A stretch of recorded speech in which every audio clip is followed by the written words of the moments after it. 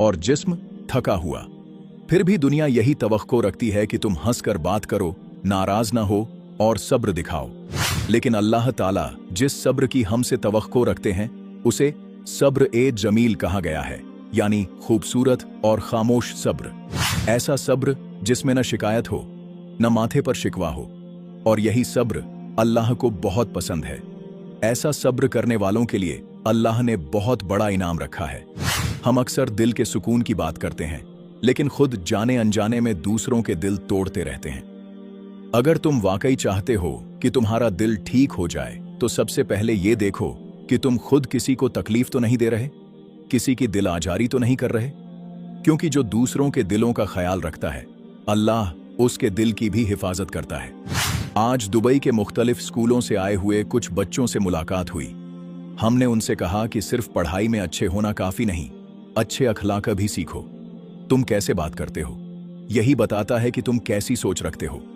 अक्सर लोग जबान का इस्तेमाल सोचे बगैर करते हैं, लेकिन याद रखो, इंसान की पहचान उसके अल्फाज में छुपी होती है।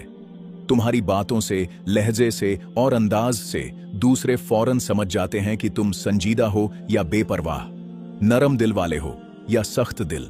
और एक और अहम बात, अच्छा बनने की शुरुआत अपने घर से करो। अपने वालिदैन, बहन भाई, बीवी बच्चों के साथ नरमी से बात करो, क्योंकि अगर तुम अपने करीबी लोगों के दिलों का ख्याल नहीं रखते तो दुनिया की इज्जत बेमानी है। याद रखो, अगर तुम चाहते हो कि तुम्हारा दिल कभी ना टूटे तो दूसरों के दिल भी मत तोड़ो। जो शख्स दूसरों को सुकून देता है, अल्लाह उसके दिल को भी सुकून अता करता है। इसी तरह अगर आप जन्नत चाहते हैं तो इन चीजों में से एक चीज जो आपके जन्नत में दाखिले में रुकावट बनती है वो ये है कि आपने दूसरों के साथ ज्यादती की हो। आपकी इबादतें जो आपने बड़ी मेहनत से जमा की थीं वो सब किसी और को दे दी जाती हैं, तो फिर फायदा क्या हुआ?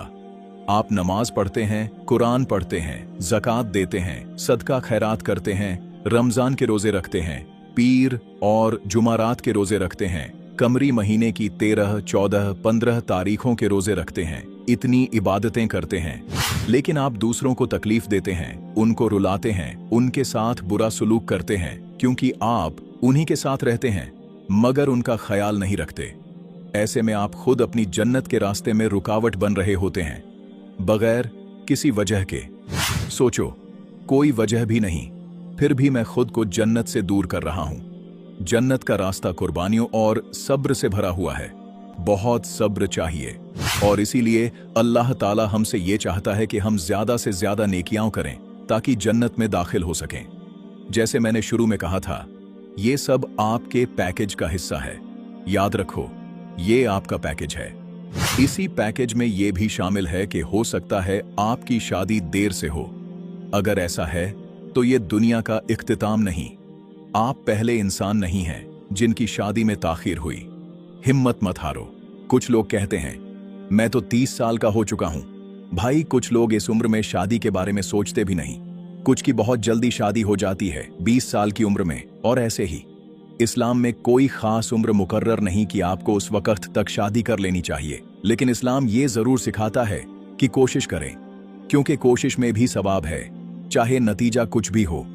कब, कैसे और किससे शादी होगी, ये सब अल्लाह के हाथ में है। क्या आपने कोशिश की? अगर हां, तो अल्लाह आपको उस कोशिश का अजर देगा।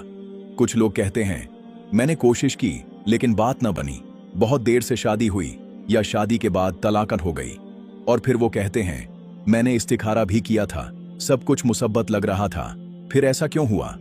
तो याद रखें, अगर आपने ये सब अल्लाह के लिए किया था तो वही आपका नेकी वाला अमल बन सकता है, जो कयामत के दिन आपके मिजान को भारी करे और आपके जन्नत में दाखिले का जरिया बने। क्योंकि आपने एक आजमाइश देखी, तकलीफ सही, लेकिन फिर भी अल्लाह का शुक्र अदा किया। आपकी ये तकलीफें आपको अल्लाह के करीब ले आईं, दूर नहीं ले गईं। यही है आपकी जन्नत। तो अल्लाह ताला आपसे ये फरमा रहे हैं कि जब आजमाइश आती है तो आपको उसमें कोशिश करनी है, और उसी कोशिश में अजर है। आप किसी चीज को मुकम्मल करने की कोशिश कर रहे हैं, अगर वो पूरी हो गई तो भी अजर है, और अगर तलाक हो गई तब भी अजर है।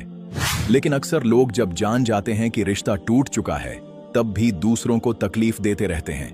वो सोचते हैं कि शायद अपने शरीके हयात को बदल दें या सजा देकर सबक सिखा दें। ये रवैया दुरुस्त नहीं। अल्लाह ने हमें ये इख्तियार नहीं दिया कि हम किसी को दर्द में डालें ताकि वो हमारे तरीके पर चले।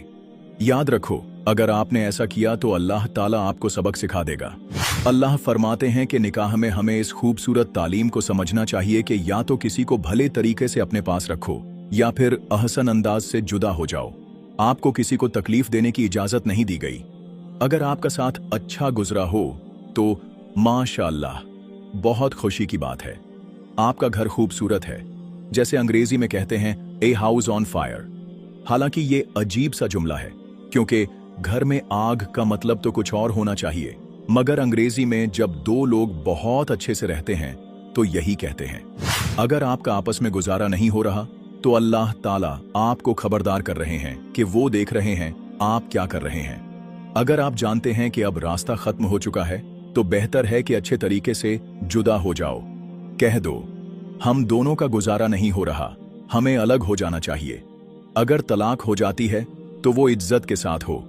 अगर आपके बच्चे हैं तो फिर आपका तल्लुक किसी न किसी सूरत में बाकी रहेगा, क्योंकि आप उन बच्चों के माँ बाप हैं। कुछ न कुछ राब्ता रहेगा, चाहे वो बराहे रास्त हो या बिलवास्ता। इस राब्ते को जुल्म और इंतकाम का जरिया मत बनाओ। मैंने बाद मर्दों को देखा है जो अपनी साबिका बीवी के साथ बराहे रास्त राब्ते का गलत इस्तेमाल करते हैं और उसकी जिंदगी अजाब बना देते हैं। सुन लो, रुको, अल्लाह आएगा तुम्हारे लिए। अगर तुम किसी बेबस इंसान को तकलीफ दे रहे हो तो ये मत समझो कि तुम बच जाओगे। अल्लाह जरूर आएगा, और जब वो आएगा तो ऐसे अंदाज में आएगा जो तुम्हारी समझ से बाहर होगा। अज कम इब्तिदा में। फिर जब कोई तुम्हें याद दिलाएगा तो तुम कहोगे, मेरी जिंदगी में ये सब क्यों हो रहा है, मैं क्यों परेशान हूं, मुझे नुकसान क्यों हो रहा है। मैं अक्सर पूछता हूं, क्या तुमने किसी को तकलीफ दी है, किसी को सताया है? क्योंकि याद रखो, तुम सिर्फ अपनी आखिरत नहीं बल्कि दुनिया की जिंदगी भी बर्बाद कर रहे हो। यही हकीकत है।